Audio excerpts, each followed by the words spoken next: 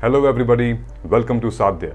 Today we are going to talk about liberalism and nationalism in Asia. Liberalism जिसे हम उदारवाद कहते हैं और nationalism जिसे हम राष्ट्रवाद कहते हैं. Liberalism और nationalism, these are two conflicting thoughts. एक सपोर्ट करता है राइट्स ऑफ इंडिविजुअल को और दूसरा सपोर्ट करता है giving up of some of these individual rights in the interest of nation. Liberalism works within as well as against the state, but nationalism हमेशा state के favour में ही होता है. लिबरलिज्म कलेक्टिविज्म को सपोर्ट करता है सिर्फ तब तक जब तक state does not impose any restrictions in the name of societal और कल्चरल वैल्यूज. सिमिलरली नेशनलिज्म भी इंडिविजुअलिज्म को सपोर्ट करता है, लेकिन तब तक जब तक कोई इमीडिएट थ्रेट ना हो स्टेट या सोसाइटी पे. For example war, civil strife, threat of terror या international issues of extreme importance. तो आइए जानते हैं what are the global perspective on nationalism and liberalism. See, nationalism, which has led to the birth of nation state, which has led to wars, conflicts for expansionist policies and power all over the world including Asia. European colonialism को count ना किया जाए तब भी Japan और China की तरह के कॉन्फ्लिक्ट्स फॉर वॉर के सबसे बड़े एग्जाम्पल हैं.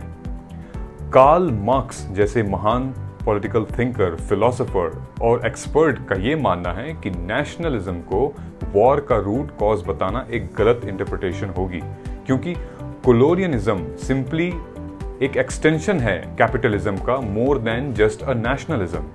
और ये हम सबको पता है कि what has nationalism led to countries truly can be seen in Europe, where some nationalism become ethnic oriented and increasingly liberal. बस एक एक्सेप्शंस जो देखा गया है वो democratic republican whose effort helped in unification of Italy. तो आइए समझते हैं एशिया का नजरिया on liberalism and nationalism. From Indian point of view we can consider thoughts of three starkly different personalities. पहला, श्री रविंद्रनाथ टैगोर.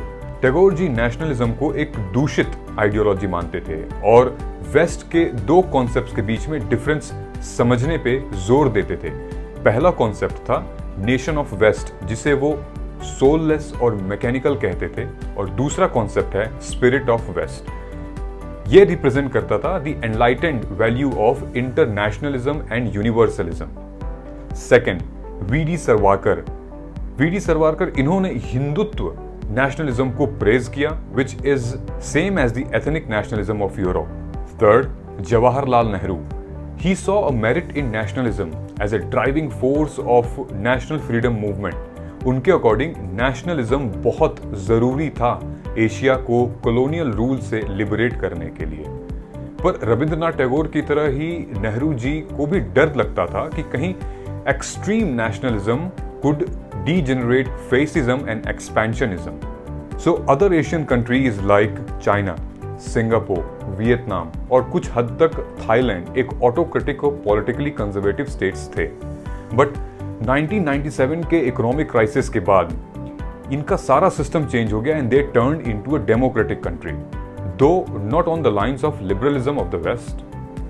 लिबरलिज्म ने वर्ल्ड वॉर II के बाद के सेंटिमेंट्स जैसे यूनिवर्सल ब्रदरहुड, इंटरनेशनल ऑर्डर और फ्री ट्रेड जैसे कॉन्सेप्ट्स को एशिया में भी शेप अप किया. पर ऐसे लिबरल आइडियाज कई बार प्रॉब्लम्स भी क्रिएट कर सकते हैं, स्पेशली ऐसे केस में जहां लिबरलिज्म किसी फॉरेन स्टेट के इंटरवेंशन के बाद स्टैब्लिश किया गया हो, जिसका सबसे बड़ा एग्जांपल है अफगानिस्तान का प्रेजेंट क्राइसिस. तो आइए समझते हैं कि एशिया के अंदर नेशनलिज्म और लिबरलिज्म का क्या भविष्य है. Point number 1, Asia is basically driven by two regional and somewhat global powers, Bharat और चीन. दोनों ही एक समय कॉलोनी थे और इसलिए इंटरनेशनल ब्रदरहुड और कोऑपरेशन को सपोर्ट करते हैं.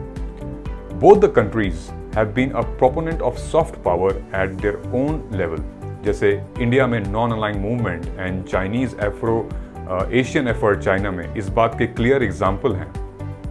एट द सेम टाइम इन दोनों देशों का न्यूक्लियर स्टेट होना इस बात को भी साबित करता है कि ये दोनों इस हार्ड पावर ग्रुप का भी हिस्सा हैं.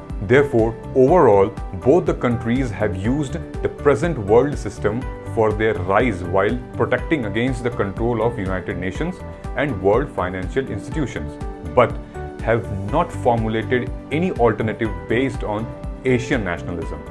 So, उम्मीद है दोस्तों ये लिबरलिज्म और नेशनलिज्म के बीच का डिफरेंस जो एशिया के पर्सपेक्टिव में हमने अभी डिस्कस किया वो समझ में आया होगा। तो आप अपने व्यूज़, अपने ओपिनियंस इस कमेंट सेक्शन में हमें बता सकते हैं। Please do not forget to like, share and comment. मिलते हैं अगले वीडियो में। Thank you so much for your time. जय हिंद, जय भारत।